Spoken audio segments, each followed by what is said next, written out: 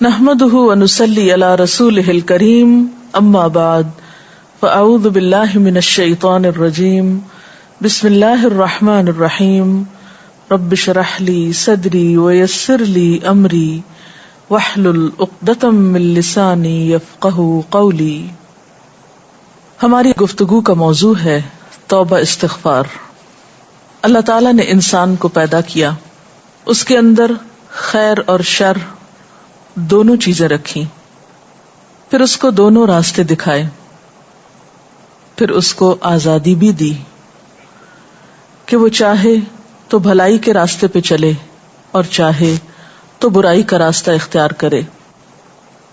انسان کو اللہ تعالی نے جس راستے کے لیے پسند کیا وہ خیر و بھلائی کا راستہ ہے، اور اس راستے پہ چلانے کے لیے ہر دور میں پیغمبر بھیجے۔ سب سے پہلے انسان حضرت آدم علیہ السلام ایک پیغمبر بھی تھے۔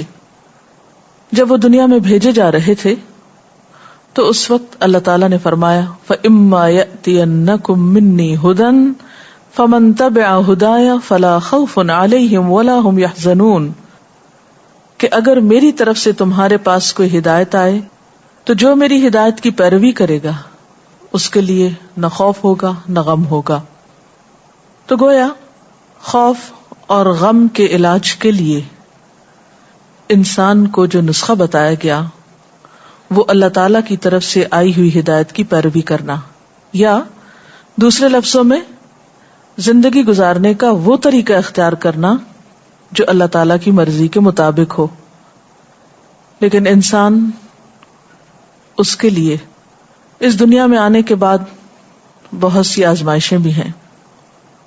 انسان کے ساتھ اس کا نفس بھی ہے، شیطان بھی ہے، پھر بسا اوقات انسان کا ماحول بھی ایسا ہوتا ہے کہ جس کے دباؤ میں آ کر انسان اللہ تعالی کا راستہ چھوڑ کر یا اس کی مرضی اور رضا کا راستہ چھوڑ کر اللہ تعالی کی نافرمانی کا راستہ اختیار کر لیتا ہے۔ ایسا کرنا اس کے لیے نہ دنیا میں فائدے کا باعث ہوتا ہے اور نہ ہی آخرت میں۔ انسان جب اللہ کی نافرمانی کرتا ہے، گناہ کرتا ہے، تو ہمیشہ پریشانی، احساس ندامت اور غم کا شکار ہوتا ہے، یعنی نتیجتاً دکھ اور پریشانی اس کا مقدر ہوتی ہے۔ ایسے میں انسان کیا کرے؟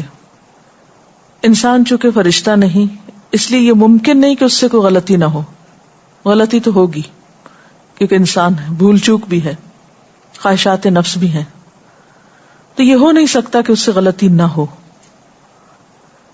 اور انسان شیطان بھی نہیں کہ اس سے کوئی اچھائی نہ ہو اور صرف برائی ہی کرے، نہیں، انسان ان دونوں کے بیچ کی چیز ہے۔ اب سوال یہ پیدا ہوتا ہے کہ اگر انسان سے انسان ہونے کے ناطے غلطی ہو جائے، خطا ہو جائے، بھول چوک ہو جائے، وہ اللہ کی نافرمانی کا کام کر بیٹھے، تو پھر اس کے بعد کیا کرے؟ دو طریقے ہو سکتے ہیں۔ ایک تو یہ کہ وہ مایوس ہو جائے، گناہ پر اصرار کرتا چلا جائے اور بالآخر ہلاکت کا شکار ہو۔ اور دوسرا راستہ اور دوسرا طریقہ پلٹنے کا راستہ ہے، توبہ کا راستہ ہے، بھولنے کے بعد واپس لوٹنے کا راستہ ہے، اور یہی راستہ اس کے لیے پسندیدہ راستہ ہے۔ قرآن پاک میں اللہ سبحانہ وتعالی فرماتا ہے والذین اذا فعلوا فاحشة او ظلموا انفسهم ذکروا اللہ فاستغفروا لذنوبهم ومن يغفر الذنوب الا اللہ ولم يصروا على ما فعلوا وهم يعلمون۔ اور اگر کبھی ان سے کوئی فحش کام سرزد ہو جاتا ہے یا وہ اپنے اوپر زیادتی کر بیٹھتے ہیں تو انہیں خدا یاد آ جاتا ہے اور وہ اس سے اپنے گناہوں کی معافی مانگ لیتے ہیں، اور خدا کے سوا اور کون ہے جو گناہوں کو معاف کر سکتا ہو، اور وہ جانتے بوجھتے اپنے کیے پہ ہرگز اصرار نہیں کرتے۔ یعنی گناہ کرنے کے بعد ان کے اندر جب احساس ندامت اٹھتا ہے وہ اللہ تعالیٰ کی طرف متوجہ ہو کے معافی مانگنے لگتے ہیں اور گناہ چھوڑ دیتے ہیں، اس پر اصرار نہیں کرتے۔ ایسے ہی لوگ اللہ تعالیٰ کے پسندیدہ لوگ ہوتے ہیں۔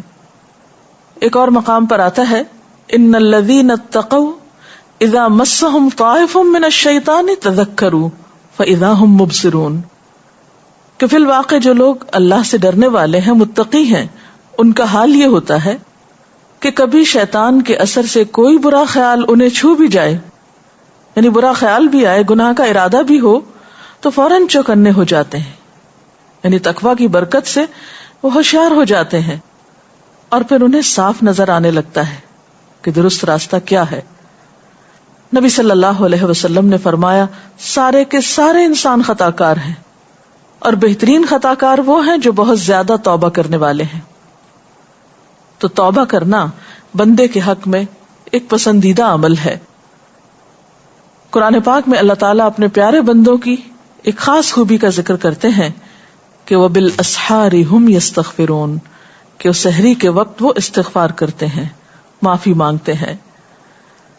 پیغمبروں کے ذریعے بھی بارہا انسانوں کو یہی سبق سکھایا گیا کہ وَاسْتَغْفِرُوا رَبَّكُمْ ثُمَّ تُوبُوا إِلَيْهِ، اپنے رب سے بخشش طلب کرو، پھر اس کی طرف لوٹ جاؤ، واپسی کا راستہ اختیار کرو۔ ان ربی رحیم ودود، بے شک میرا رب بہت رحم فرمانے والا، بہت محبت کرنے والا ہے۔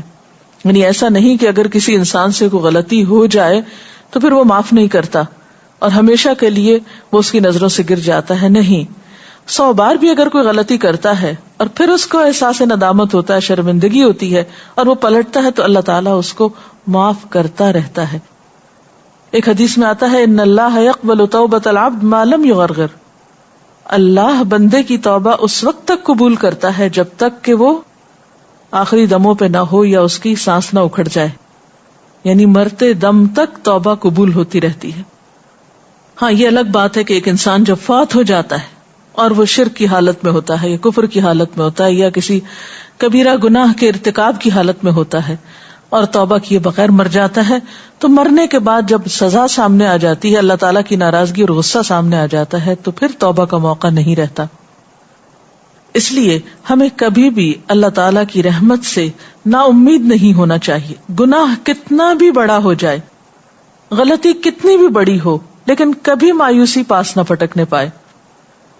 قرآن پاک میں اللہ تعالیٰ فرماتے ہیں یا عبادی الذین اسرفوا علی انفسہم لا تقنطوا من رحمت اللہ ان اللہ یغفر الذنوب جميعا انہ هو الغفور الرحیم، اے میرے وہ بندو جو اپنی جانوں پر زیادتی کر بیٹھے ہو، اللہ کی رحمت سے ہرگز مایوس نہ ہونا، یقیناً وہ تمہارے سارے کے سارے گناہ معاف فرما دے گا، وہ بہت ہی معاف فرمانے والا اور بڑا ہی مہربان ہے۔ اور تم اپنے رب کی طرف رجوع کرو اور اس کی فرما برداری بجا لاؤ، وَأَنِيبُوا إِلَىٰ رَبِّكُمْ وَأَسْلِمُوا لَهُ مِن قَبْلِ أَن يَأْتِيَكُمُ الْعَذَابُ ثُمَّ لَا تُنصَرُونَ، اس سے پہلے کہ تم پر وہ عذاب آ جائے کہ پھر تم کہیں سے بھی مدد نہ پا سکو، یعنی آخرت میں جب سزا سامنے آ جائے گی تو کوئی بھی شخص کتنی بھی توبہ کرے، کتنا بھی روئے دھوئے، پھر معافی نہیں ہو سکتی۔ ہاں، جب تک وہ زندہ ہے کتنا بھی بڑا قصور ہے اس کی معافی ہو سکتی ہے۔ اس کا یہ مطلب نہیں کہ انسان جان بوجھ کر غلطی کرنا شروع کر دے کہ معافی تو ہو ہی جائے گی اس لیے جو چاہے میں کروں، کیا معلوم کہ پھر اس کے بعد، اس غلطی کے بعد توبہ کا موقع ملتا ہے یا نہیں۔ تو جان بوجھ کر غلطی نہیں کرنی چاہیے۔ اس سلسلے میں ہم دیکھتے ہیں حضرت یوسف علیہ السلام کے ساتھ جو کچھ ہوا، ان کے بھائیوں نے انہیں اندھے کنویں میں دھکیلا اور ان پر چوری کا الزام لگایا اور بہت زیادہ زیادتی کی، لیکن اتنے بڑے قصور کے بعد جب ان کو احساس ہوتا ہے کہ ہم غلط تھے تو وہ فوراً اپنے رب کے حضور معافی مانگتے ہیں اور اپنے والد سے بھی درخواست کرتے ہیں کہ آپ بھی اللہ تعالیٰ سے ہمارے لیے معافی کی درخواست کیجیے۔ یا ابا نستغفر لنا ذنوبنا انا کننا خاطئین، اے ابا جان ہمارے گناہوں کی بخشش کے لیے دعا کیجیے، واقعی ہم بڑے خطا کار تھے۔ اب یہ کوئی چھوٹا جرم نہیں تھا کہ ایک معصوم بچے کو بغیر کسی جرم کے کنویں میں پھینکا گیا اور اس پر چوری کا الزام بعد میں لگایا گیا، لیکن جب احساس ہوا تو پھر توبہ کر لی۔ تو ان کے والد نے بھی ان کے لیے پھر کیا کہا تھا؟ قال سوف استغفر لکم ربی، کہ میں جلد ہی تمہارے لیے استغفار کروں گا. انہ هو الغفور الرحیم، بے شک وہ بخشش فرمانے والا مہربان ہے، یعنی وہ ضرور معاف کر دے گا. اور پھر ایک گناہ ہو یا زیادہ ہو، چھوٹا گناہ ہو یا بڑا گناہ ہو، توبہ کرنے میں دیر نہیں لگانی چاہیے. اور کبھی مایوس ہو کر کہ میرے تو گناہ معاف ہو نہیں سکتے، توبہ میں تاخیر نہیں کرنی چاہیے. اس سلسلے میں ہمیں احادیث کی صحیح کتابوں میں ایک واقعہ ملتا ہے. نبی صلی اللہ علیہ وسلم نے پچھلی اقوام کا ایک صحیح واقعہ اپنے صحابہ کرام کو سنایا کہ ایک شخص تھا جس نے 99 قتل کیے تھے، 99. تو اتنے قتل کرنے کے بعد اس کے دل میں خیال آیا کہ مجھے اپنے گناہ کی معافی مانگ لینی چاہیے. تو وہ کسی عابد و زاہد شخص کے پاس گیا اور اس سے پوچھا کہ کیا میری معافی ہو سکتی ہے؟ تو اس نے کہا کہ تم نے تو اتنے جرم کیے ہیں، تمہاری معافی نہیں ہو سکتی. اس نے اس کو بھی قتل کر دیا اور یوں پورے 100 کا قاتل ہو گیا، یعنی 100 لوگوں کا قاتل ہو گیا. لیکن اب اس کا ضمیر چونکہ بے چین کر رہا تھا، اس کے اندر ایک احساس ندامت جاگ اٹھا تھا، وہ جو اسے کسی پل چین نہیں لینے دے رہا تھا. تو وہ چین سے بیٹھا نہیں، پھر چل دیا، کسی اور کے پاس پہنچا اور اس سے پوچھا کہ کیا میری معافی ہو سکتی ہے؟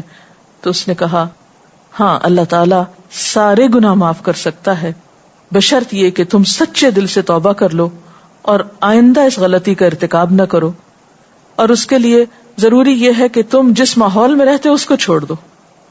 بہرحال اس شخص نے وہ سفر اختیار کیا.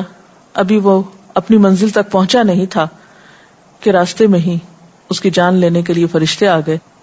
اب دونوں طرح کے فرشتے حاضر ہوئے، وہ بھی جو نیک لوگوں کی روح لیتے ہیں اور وہ بھی جو برے لوگوں کی. وہ آپس میں جھگڑنے لگے. بہرحال فیصلہ یہ ہوا کہ زمین کو ناپ لیا جائے. اگر اس کے منزل تک پہنچنے میں فاصلہ کم رہتا ہے تو پھر نیکی کے فرشتے اس کی روح نکالیں. بہرحال پتہ یہ چلا جب زمین ناپی گئی کہ صرف ایک بالش کا فرق تھا، وہ فاصلہ کم تھا جہاں تک اس کو جانا تھا، یعنی نیک لوگوں کی مجلس میں. تو اس کو اللہ تعالیٰ نے نیکی کے فرشتوں کو حکم دیا کہ وہ اس شخص کی روح نکالے، اور اس طرح اس کا انجام ایک بہترین انجام ہوا توبہ کرنے کی بنا پر. تو اس سے یہ بات پتہ چلتی ہے کہ انسان خواہ کتنا بھی بڑا مجرم ہو، اسے کبھی مایوس نہیں ہونا چاہیے. اس کے رب کی رحمت ہر چیز پر چھائی ہوئی ہے، وہ ہر گناہ معاف کر سکتا ہے، وہ بڑے سے بڑا گناہ معاف کر سکتا ہے. بس شرط یہ ہے کہ انسان گناہوں کا اقرار کرے اور معافی مانگے اور رب کی طرف رجوع کرے. سورۃ شورى میں آتا ہے وَهُوَ الَّذِي يَقْبَلُ التَّوْبَةَ عَنْ عِبَادِهِ وَيَعْفُو عَنِ السَّيِّئَاتِ وَيَعْلَمُ مَا تَفْعَلُونَ. وہی ہے جو اپنے بندوں کی توبہ قبول کرتا ہے اور ان کی خطاؤں کو معاف فرماتا ہے، اور وہ سب کچھ جانتا ہے جو تم کرتے ہو. اور یہ ایک حقیقت ہے کہ اللہ کے سوا کوئی اور ہے نہیں جو انسان کو معاف کر سکے. نبی صلی اللہ علیہ وسلم نے بھی فرمایا لوگوں، خدا سے اپنے گناہوں کی معافی چاہو، اس کی طرف پلٹ آؤ. مجھے دیکھو میں دن میں 100 بار خدا سے مغفرت کی دعا کرتا ہوں. حالانکہ آپ سب جانتے ہیں کہ نبی صلی اللہ علیہ وسلم معصوم تھے، گناہوں سے پاک تھے. لیکن جب ان سے پوچھا گیا کہ آپ اس کثرت کے ساتھ استغفار کیوں پڑھتے ہیں تو آپ نے فرمایا کہ افلا اکون عبدا شکورا، کیا میں اللہ کا شکر گزار بندہ نہ بنوں؟ کیونکہ اگر انسان سارا وقت اللہ کی نعمتوں پر شکر ادا کرتا رہے تو بھی حق ادا نہیں ہو سکتا.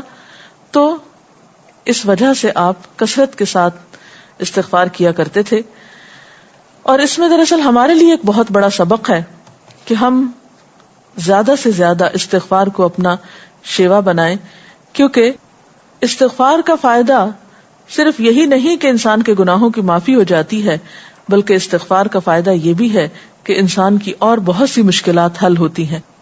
جیسے کہ ایک حدیث میں آتا ہے من لزم الاستغفار، جس نے پابندی کے ساتھ استغفار پڑھا، جعل اللہ لہ من کل ہم فرجا، اللہ اس کے لیے ہر غم سے، ہر ہم سے نکلنے کا راستہ بنا دیتے ہیں. یعنی ہر مشکل سے نکلنے کا وظیفہ ہے استغفار. جہاں آپ سمجھے کہ کوئی مشکل ہو رہی ہے، کوئی کام اٹکا ہوا ہے، فوراً استغفار شروع کر دیں. اور طریقہ کیا ہے؟ یا ایھا الذین آمنوا توبوا الی اللہ توبۃ نصوحا، اے لوگو جو ایمان لائے ہو اللہ کے آگے سچی اور خالص توبہ کرو. یعنی توبہ کا طریقہ کیا ہے کہ انسان سچے دل سے توبہ کرے. عسى ربكم ان يكفر عنكم سيئاتكم، امید ہے کہ تمہارا رب تمہاری خطائیں تم سے دور کر دے گا. وَيُدْخِلَكُمْ جَنَّاتٍ تَجْرِي مِن تَحْتِهَا الْأَنْهَارُ، اور تمہیں ایسے باغوں میں داخل کرے گا جن کے نیچے نہریں بہ رہی ہیں.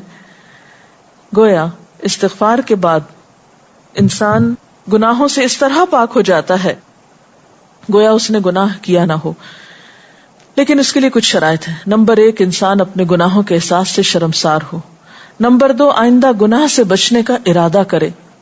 نمبر 3، آئندہ زندگی میں زیادہ سے زیادہ نیکیوں کی کوشش کرے. نمبر 4، اگر کسی انسان کا حق مارا ہے تو اس کا حق ادا کرے. کسی انسان کا دل دکھا ہے تو اس سے معافی مانگے. بات یہ ہے کہ انسان جب گناہ کرتا ہے تو اس کے دل پر ایک سیاہ داغ پڑتا ہے. توبہ سے وہ داغ دھل جاتا ہے، اور اگر وہ توبہ نہیں کرتا تو وہ داغ پھیلنے لگتا ہے تاکہ سارا دل سیاہ ہو جاتا ہے، اور اس طرح انسان مایوسی کے اندھیروں میں چلا جاتا ہے. تو انسان کوشش اس بات کی کرے کہ اپنے توبہ پر پختگی کے ساتھ پھر قائم رہے اور پوری کوشش کے ساتھ نیکیوں کی طرف رجوع کرے، کیونکہ ان الحسنات یذہبن السیئات. اللہ تعالی ہمیں اس کی توفیق عطا فرمائے اور ہمیں اپنے ان بندوں میں شامل کر لے جو اس سے اس حال میں ملتے ہیں کہ وہ ان سے راضی ہوتا ہے اور وہ اس سے راضی ہوتے ہیں. اگر اس سلسلے میں آپ کے ذہن میں کچھ سوال ہے تو آپ کر سکتے ہیں. توبہ استغفار کرنے کا مسنون طریقہ کیا ہے؟ اب دیکھیے کہ توبہ کسی بھی وقت کی جا سکتی ہے اور اس میں دیر نہیں کرنی چاہیے، لیکن ایسے اوقات میں توبہ استغفار خصوصیت کے ساتھ کرنا جو قبولیت کے اوقات ہیں تو وہ زیادہ بہتر ہے. مثلا سحری کے وقت یعنی تہجد کے وقت اگر کوئی گناہ ہو گیا ہو یا کوئی ایسی پریشانی ہو تو خصوصیت کے ساتھ تہجد کے وقت توبہ کریں. پھر اسی طرح دعا کی قبولیت کے جتنے بھی اوقات ہیں، مثلا اذان سننے کے بعد، قرآن پاک پڑھنے کے بعد، اسی طرح حج عمرے کے موقع پر، روزہ افطار کرنے کے وقت، نماز پڑھنے کے بعد، یہ وہ اوقات ہیں جن میں زیادہ سے زیادہ دعائیں قبول ہوتی ہیں. پھر اسی طرح یہ ہے کہ استغفار کے جو مسنون الفاظ ہیں ان کا اہتمام کیجیے. مثلا استغفر اللہ پڑھنا، یعنی صرف لفظ استغفر اللہ، اس کی اگر کوئی تسبیح کرنا چاہے تو ایسے بھی کر سکتے ہیں. پھر اسی طرح سنت سے یہ الفاظ بھی ثابت ہیں، استغفر اللہ ربی من کل ذنب واتوب الیہ. اسی طرح استغفر اللہ الذی لا الہ الا هو الحی القیوم واتوب الیہ. پھر اسی طرح ایک سید الاستغفار ہے جس کی بہت فضیلت آتی ہے احادیث میں، اللہم انت ربی لا الہ الا انت خلقتنی وانا عبدک وانا علی عہدک ووعدک ما استطعت اعوذ بک من شر ما صنعت ابوء لک بنعمتک علی وابوء بذنبی فاغفر لی فانہ لا یغفر الذنوب الا انت. اس کا ترجمہ ہے، خدایا تو میرا پروردگار ہے، تیرے سوا اور کوئی معبود نہیں، تو نے مجھے پیدا کیا، میں تیرا بندہ ہوں، میں نے تجھ سے بندگی اور اطاعت کا جو وعدہ کیا ہے اس پر اپنے حیثیت کے مطابق قائم ہوں، اور جو گناہ بھی مجھ سے سرزد ہوئے ان کے نتائج بد سے بچنے کے لیے میں تیری پناہ کا طالب ہوں. تو نے مجھے جن جن نعمتوں سے نوازا ہے ان کا میں اقرار کرتا ہوں، اور مجھے اعتراف ہے کہ میں گناہگار ہوں. یعنی اس میں اعتراف کے لفظ جو یہ قابل غور ہیں. بس اے میرے پروردگار میرے جرم کو معاف فرما دے، تیرے سوا میرے گناہوں کو اور کون معاف کر سکتا ہے. اس استغفار کا یہ فائدہ بتایا جاتا ہے، نبی صلی اللہ علیہ وسلم نے فرمایا جو شخص صبح کے وقت یہ الفاظ پڑھتا ہے اگر شام سے پہلے اس کی ڈیتھ ہو جاتی ہے تو انشاءاللہ وہ جنت میں جائے گا، اور اسی طرح شام کو پڑھنے والا صبح تک اللہ کی حفاظت میں ہوتا ہے. تو ان الفاظ کو بھی یاد کیا جا سکتا ہے.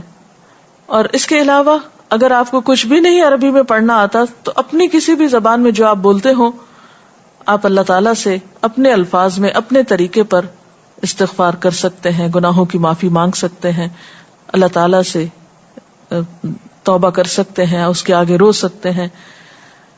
اور اصل روح استغفار کی یہ ہے کہ انسان وہ گناہ چھوڑ دے جس میں وہ مبتلا ہے. جی، توبہ اور استغفار میں کیا فرق ہے؟ لفظی فرق ہے، مراد دونوں کی ایک ہی ہے. تابہ یتوب و توبن کا مطلب ہوتا ہے لوٹنا، پلٹنا، واپس آنا. یعنی گناہ چھوڑ دینا. اور استغفار کا معنی ہے بخشش مانگنا. گویا توبہ کا مطلب ہے کہ گناہ سے واپسی، گناہ ترک کر دینا، اور استغفار کا مطلب ہے اللہ تعالی سے یہ استدعا یا دعا کرنا کہ وہ گناہوں کو ڈھانپ دے، ان کی سزا نہ دے. کبیرہ گناہ جن پر حدود جاری ہیں کیا وہ بھی توبہ استغفار سے مٹ جاتے ہیں، یعنی کہ ان کی بخشش ہو جائے گی؟ جی ہاں، گناہ خواہ کسی بھی نوعیت کا ہو، جیسے ابھی میں نے ایک واقعہ سنا ہے کہ 99 قتل کرنے والا بھی بخشا گیا. تو گناہ کسی بھی نوعیت کا ہو، چھوٹا ہو یا بڑا ہو، اگر انسان اللہ تعالیٰ سے معافی مانگتا ہے تو اللہ تعالیٰ اس کو معاف کر سکتے ہیں.